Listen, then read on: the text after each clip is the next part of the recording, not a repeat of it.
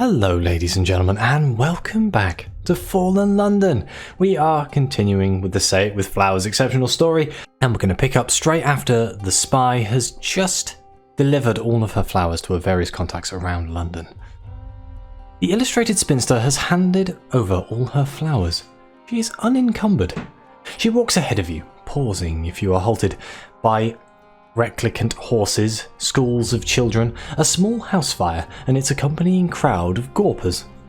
If she wants you to follow, she seems to also want you to be able to deny the fact. Finally, with one glance back at you, she ducks into a barely open cafe. The waitress sits outside smoking. There are no customers inside, though we can follow the spinster inside. Perhaps now you can discover what's going on. The waitress doesn't look up as you pass. She exhales the plumes of the particularly pungent cigarette. Your entrance to the cafe is obscured by a cloud of stinking smoke. She sits at a table right at the back of the cafe. She has poured herself a small beer, but it stands untouched. As you enter, she gestures toward the seat opposite her. I am certain as I can be that we'll be unobserved here for a few minutes. The spinster nods towards the waitress outside. Mary's a friend, and she's worked with Jenny. She knows how to be discreet. Go on, ask what it's about, please. Okay, so we have two options here. Imply that you worked out that she needed aid. There is no reason to let her know that you were sent her way. You could have just come across that message on the lamppost, and after that, she certainly dropped enough hints. Reveal that you were asked to assist her. It wasn't just her suspicious behaviour or even the mushroom code begging for help. Someone high up asked you to get involved. Can she explain that too? Or we can provocate. You have no idea what she's talking about. You're in the cafe because you've heard they do, marvellous coffee. No, I think we will tell her that we were sent here to help. She rotates her glass, staring into the amber liquid as if looking into the future. Guessed as much, and I suspect I know by whom. I'm not one for coincidences, and I still have my contacts. You're not your ordinary Londoner. She meets your gaze. My former employer is... I would not call him kind, but he displays more fairness than I've come to expect. He remembers those who are loyal to him. If he sent you, then I'm grateful. I'd reached my wit's end. The illustrated spinster is embroiled in something beyond her abilities. She'll take any help she can get. The spinster takes a sip of her beer, then pushes it away, as if it's too bitter to tolerate. She considers your face carefully, searching for something. But let's see if we can persuade her to reveal what is going on. You can hardly help her if you're fumbling in the dark. She needs to give you a clue. Anything is better than this bloody limbo. She leans back in her chair. I was retired. I had fallen in love, even got engaged. But my fiancée, Mary, is trapped in service to one of our superiors, and she's trapped is my fault. I was a messenger and a spy. My skills are valuable. Her employer realized that. Suddenly, Mary's time with me is contingent on my working for her employer too. I only see Mary in the snatched moments when she passes me messages to deliver. This won't change unless I leave the only person I've ever loved. She shakes her head. I can't see a way out. I'm too close. But perhaps you will. Come with me. Meet Mary. Meet our employer. Please. The illustrated spinster has begged you to come with her to see if you can untangle her and her fiancé from their employer. Just come with me, then you can decide. The spinster leads you out the cafe, through the university grounds, past the shuttered palace, into Jekyll Gardens. She looks anxious, but is she blushing? The spinster heads over to a maid dressed in the dark uniform of the palace. Mary. The spinster takes Mary's hands and draws her close just for a moment. Mary rests her head on the spinster's shoulder. She stands there, enfolded in the spinster's arms, for a long moment. Then she opens her eyes to meet yours. You were followed? She sounds scared. Let the spinster make the introductions. Mary seems on the verge of fleeing. They're my friend. The spinster glances at you. She squeezes Mary's hand. They know about us, about our work. Mary's eyes narrow. And what can they do? The spinster sighs heavily. I hope they'll see something I can't. That they'll have sway where I don't. There has to be something because I'm done. This isn't a relationship. Mary nods, forces a smile. She's waiting. We should report in. Bring your friend. Let's get it over with. The three of you move towards the shuttered palace. Mary darts ahead into one of the decorative gardens so as to arrive before you. The garden is filled with delicate mushrooms in pastel colours. The air carries a sweet scent, as pleasant as any flower. It is a peaceful, pretty place, and entirely irrelevant of the radiance of the captivating princess. Mary stands a little distance from the princess, trying not to draw her attention. The captivating princess's smile, beautifully as illustrated spinster. Oh good, my spy master! My history with this princess is not as great if you've watched any of my other videos on Fallen London, so I suppose we shall address the princess. Oh good, more commoners prying into my affairs. She bestows a smile upon you. But I do not mind, I am very bored. Her sigh is long-suffering. It seems no one is capable of entertaining me as I deserve. She points at the spinster. I had to compel her from retirement. Since her fiancé is my maid, I had leverage. She should have done as I asked. Clearly, there's something wrong with her. The princess's shrug is elegant. I've ordered the pair to pass on information about Sympathy's Point on the Cumaean Canal. My brother owns it, and Victoria, my eldest sister, lives in Prussia. Has already heard rumours about abuses of surface workers there. She waves her hand dismissively. Doesn't matter if they're true, that's not the point. My brother has been ignoring me and must be punished for it. He will learn not to do so again. Now we can either probe the spinster or speak with Mary. I think we should probe the spinster. I have no idea what you're talking about. I haven't seen you since you resolved that issue with those indecorous flirts. The princess tilts her head inquisitively. The spinster stands to attention. As I reported, your Royal Highness, some silly fad was polluting the clarity of your missives. To preserve distance, I hired this person to resolve the situation. The spinster glares at you. I have no idea why they chose to involve themselves further. Whoops. Let's speak with Mary. The princess waves her hand. Go on, I permit it. It is a pleasure to serve Her Highness. I couldn't imagine a better, more privileged position. I have no desire to leave her service, and I would never need any motivation to serve her as best I can. I am grateful for the opportunity to spend my every waking moment with her. I would die to see her whims fulfilled. The gabble is punctuated with a couple of bobbed curtsies to the princess, just in case. The illustrated spinster chews her lower lip miserably. Princess plucks a lilac mushroom and breathes its scent. It's good to be adored. It is perhaps no surprise that Mary is not frank before her employer. So now we can persuade the princess to find other servants, other entertainments. Serving one so important as Her Highness is a demanding role. It keeps the lovers apart. If she were to show generosity in the face of their love, Londoners would only admire her further. Could I be adored more? The captivating princess bestows her maid and the spinster with a pitying glance. But I could stand to be away from your mewling. My dear, the princess grasps your hand. I had the best idea. I shall give them one little message to deliver together. Then they are free to choose whether to remain in my employment. Isn't that romantic? She releases your hand. I'll send them to my sister, Victoria, on the surface. My message will confirm the rumours about Sympathy's Point. Many of the surface workers there are German. It will strike my sister deeply. The princess looks radiant. She'll be furious. It may even involve our mother. Even my brother is innocent of this. He'll struggle to prove it, and if he's not, she sighs happily.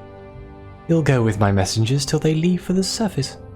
And when you get back, you will tell me how it went. Go now. Get ready. The captivating princess has decided that you, Mary, and the illustrated spinster will deliver a message for her. The spinster hurries you back to her house. Her Royal Highness may have just given me a death sentence, she shakes her head. I don't even know whether she realizes that. Could you deliver them a message to my fiancé? I do it myself, but she'd just react straight away. She wouldn't think. She takes you into a cold cellar, where only a few flowers are left. The residue of making bouquets.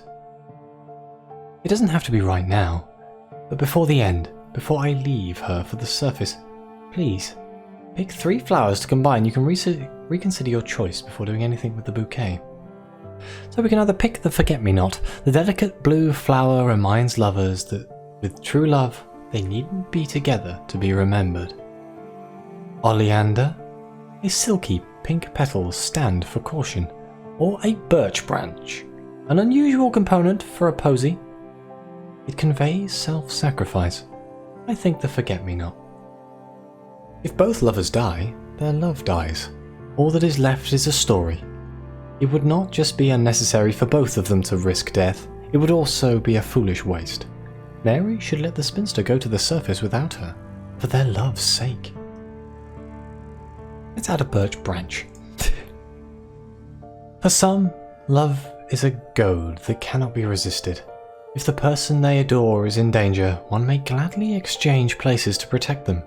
It might be foolish, but for some it is not a choice. The spinster and Mary must acknowledge that and plan for it. They should not both go to the surface. Let's see what the Olander is. For the spinster and Mary to risk both their lives is an immature gesture of those giddy on the first flush of love. If they have a choice to save one of their lives, they must take it. That one person will have a chance to love again, better alive and alone. There is always hope. Let's keep the flowers for later. We have a choice. We can either give it to her now with just those 3, but we might get other blooms. That sounds like a good idea. If we're going to the surface, then we're more than likely going to find more flowers, right? You'd best be off. If you're to join them, you'll need to get your things and these flowers to the meeting point at Wolfstack Docks. As you are heading from the spinster's house, a grey-garbed servant stops you. You have requested to come with me? He is most insistent. Answer the summons. Another mysterious contact with the palace. Perhaps this one will be more revealing.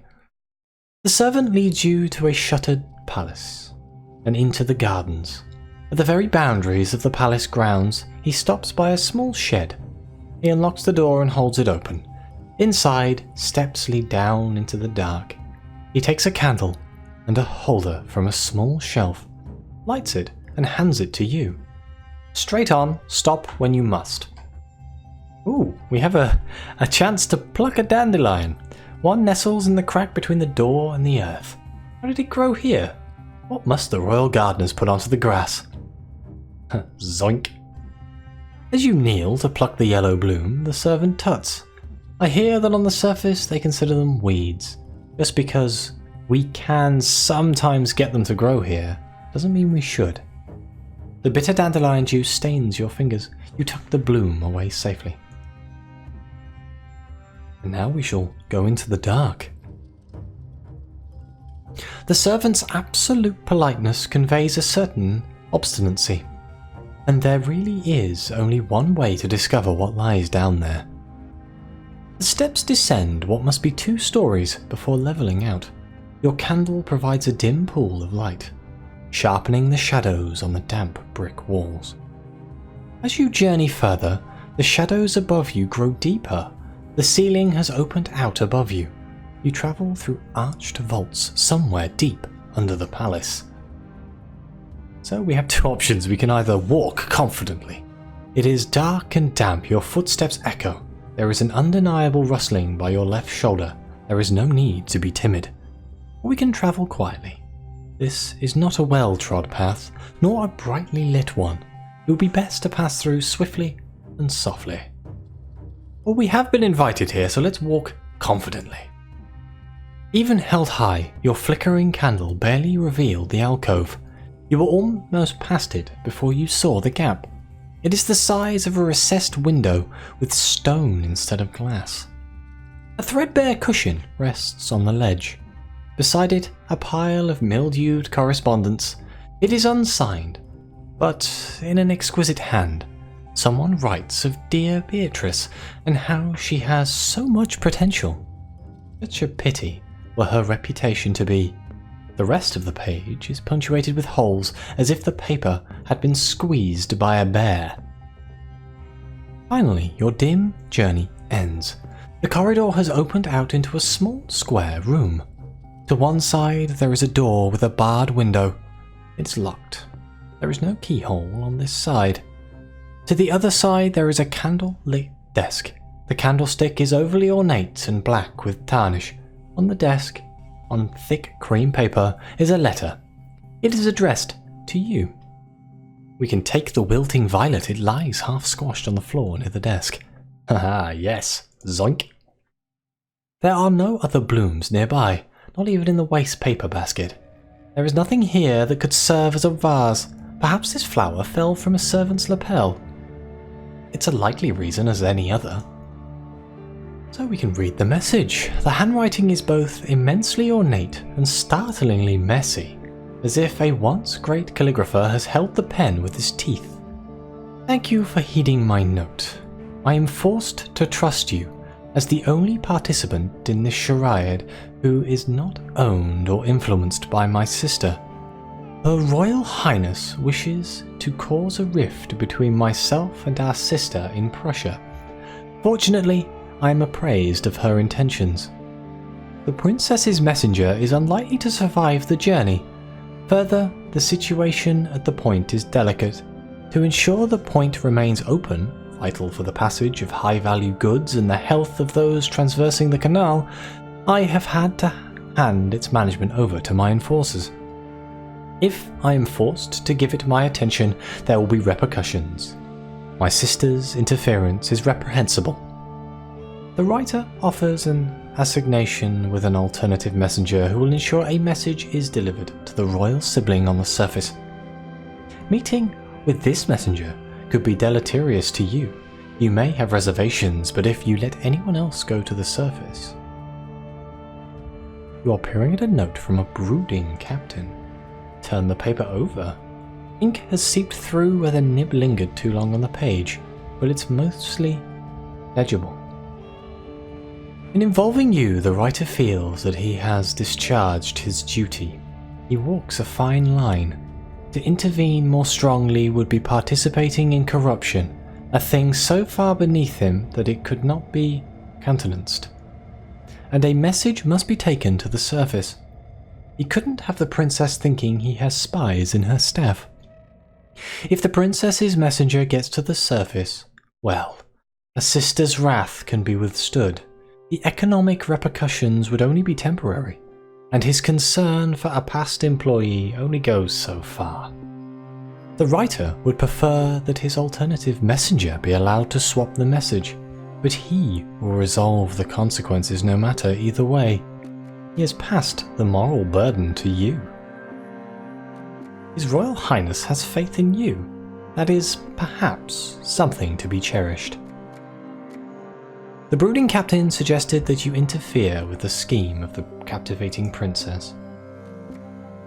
The illustrated spinster and her fiancé wait at the dock by a quiet, fast boat. Mary is clasped in the spinster's arms, half concealed by the spinster's long, oiled coat. She's never been to Z, and her Royal Highness didn't think to provide the right clothes. She's going to freeze. The spinster's face is hard with rage. A muffled voice comes from her armpit. Don't care. With you, silly. Come on, Captain knows our destination. The captain is pacing impatiently. there is no time to arrange a new wardrobe. You will not be able to return to London for some time. This seems like the perfect place to end the second episode. Thank you very much for watching. Please like, subscribe, let me know what you think. Your comments are greatly appreciated. And as always, I'll see you next time.